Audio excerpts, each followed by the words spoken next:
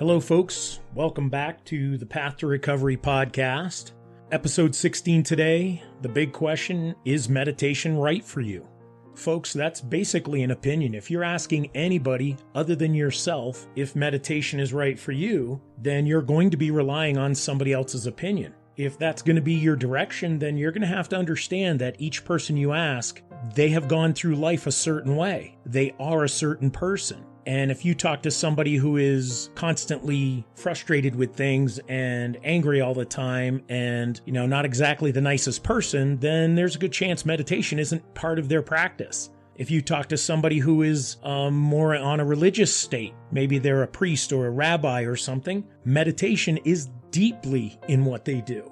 So it is important for you to know that when you're asking somebody this question, like myself or anybody else, that you're going to get an opinion based on me, not on you. Does that mean you shouldn't listen? No, that means you should ask more people. It means find out, get as many resources as possible, and get answers.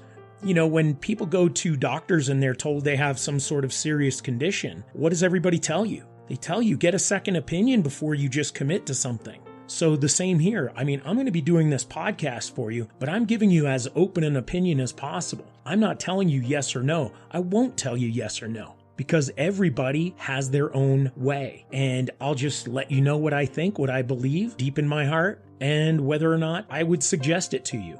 So without further ado, let's get into it. So what actually is meditation anyway? A lot of people see things on movies, television, they hear it in discussions, they see it on YouTube, they see a lot of people talking about it, and they wonder, what exactly is this meditation stuff? First and foremost, meditation has a lot of purposes. Its design is to give you a clear path to a healthy life. It's an assisting tool for it. You may be going through rehabilitation. Maybe you're just having a struggle in life, or you're going through some hard times. Some people call it the dark night of the soul. So you may just need to get into some meditation to be able to quiet your mind and become more focused on what's coming through, alleviating things like distractions. Meditation allows you to try to quiet your mind and to actually be in tune with yourself. It's called self-love and self-preservation. It helps you eliminate things that are outside of you, outside influences, and to get more in tune with who you are and what you're about. So meditation comes in many forms, and you could probably find hundreds, if not thousands, of different meditation forms. If you're going to do this, how do you know it's going to be right for you?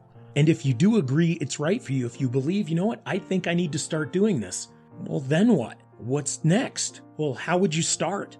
Do you just start sitting in a corner and closing your eyes? Guys, everybody has a lot of stuff running through our heads all the time. Part of meditation's success is to be able to capture those things in our head and allow them to kind of slowly fade away. There's different modalities of meditating. Some people use music, other people use candles, not to burn yourself, folks, but to focus on. Some people use dripping water. Some people will use ambient noise like white noise or a clock that's ticking. So there's so many different ways that you can get there.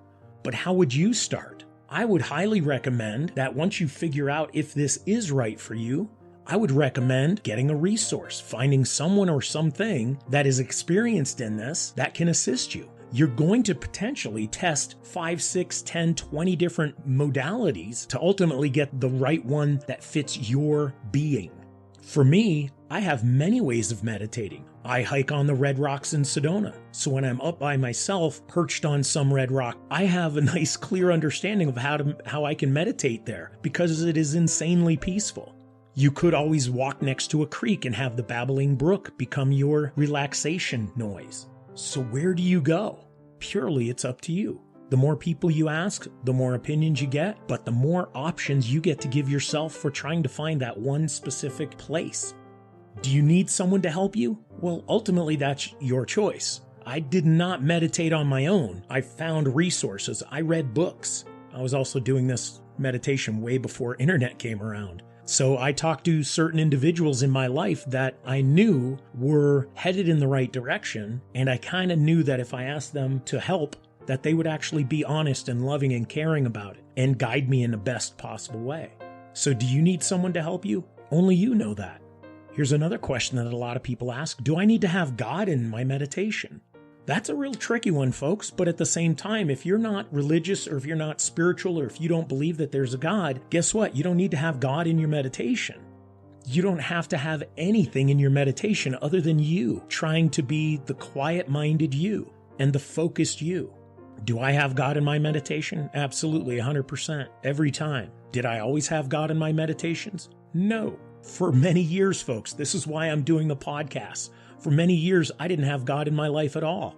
I refused to because I believed that I didn't need it. I didn't need God. Therefore, I could get along without it. Did I succeed in my meditations? Absolutely. Could it have been better? Absolutely. Does it mean I failed at meditating? Not at all, because I needed something and I needed to start somewhere. So I did. With Native American background and a lot of my practices in my youth and prior to coming to Sedona, I actually was deep into meditations using Native American culture. Lakota, Ojibwe, the Abenaki, Algonquin, a bunch of different tribes. And I started creating my own style of meditating. So for you, it doesn't have to have God. Would it be beneficial? Only if you believe it to be. If you deeply believe that you don't need God, then you don't have to have God as part of your meditation. Do I recommend it? Yup. Absolutely. But I'm not going to tell you you have to have it. Another common question is how long? How long do you meditate? As long as you can. So here's a funny thing. I remember in my early days trying to figure out what meditation was all about, and I couldn't quiet my mind. I had 7 million things going on in my head. I was having self-doubt. I was having anger, hates, distractions. I couldn't get out of my own way. And when I tried to close my eyes, there was an incredible, intense amount of noise that surrounded my mind. It wasn't necessarily coming into my ears, but it was surrounding my mind. I couldn't shut my mind down. And I started focusing on one piece that was in my mind. And I would say, you know what? I need this one piece to be removed from my mind.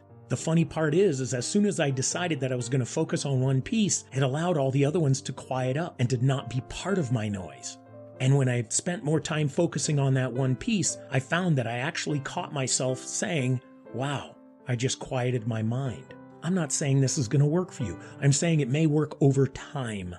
I also met somebody recently where they were asking me, help me figure out how to meditate because I can't stop thinking about stuff. And I said, do me a favor, listen to me talk for a second. Just sit there and listen to me talk. And I'm going to tell you what meditation's all about. I said, right now, you actually are meditating. You just don't believe it and you don't understand it. I said, you're focused on my voice. You're focused on the words I'm saying. So that means you do have the ability to be focused and meditate. If it's only for a moment, a second, 5 seconds, 10 seconds, if you could actually tell yourself over and over again, I'm going to clear my mind. I'm going to clear my mind. I'm going to clear my mind. I'm going to clear my mind. And if you say that 10 times, you have just cleared your mind of everything but the words, I'm going to clear my mind. Do you get that? That means you do have focus.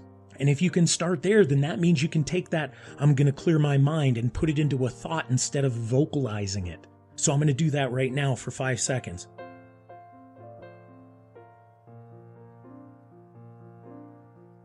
Excellent, right?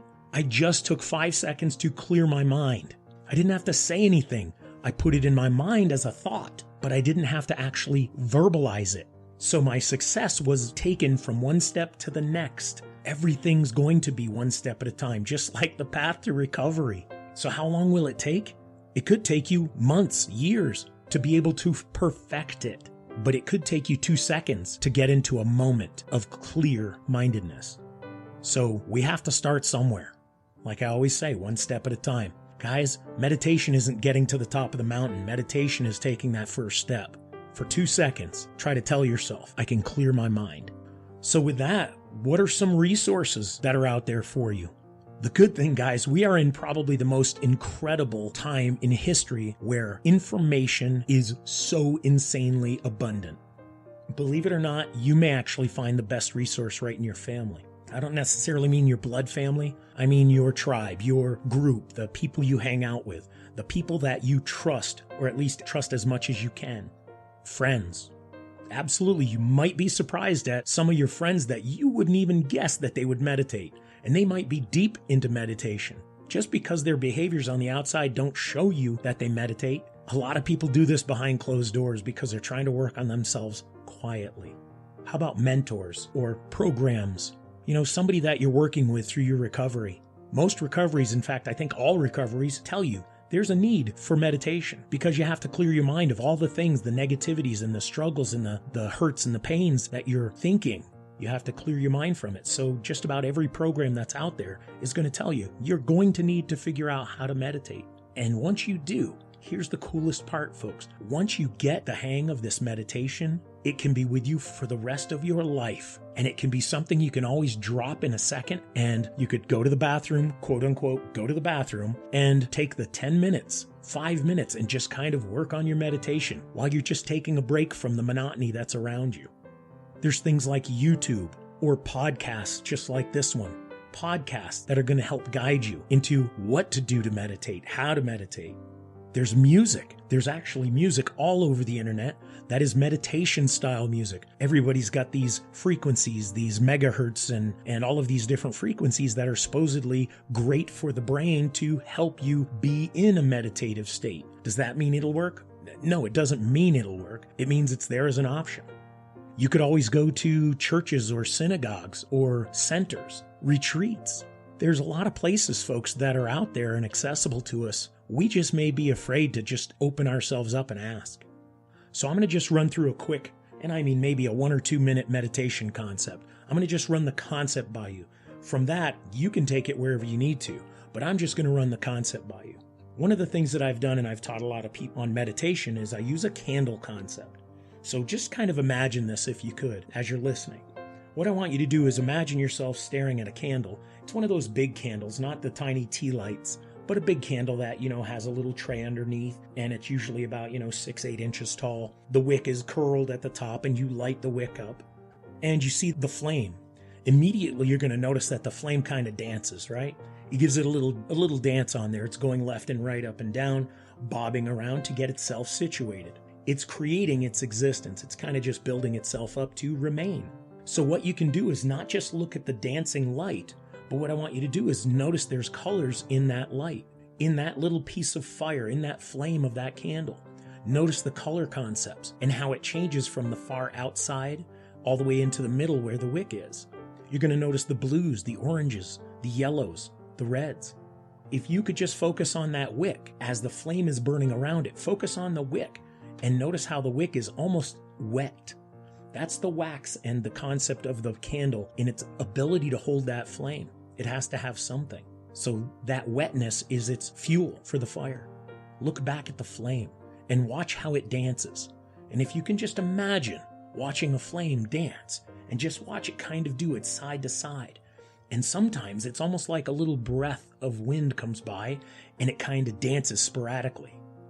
It like bobs up and down really fast or side to side. Sometimes it almost seems like it gets blown out by nothing.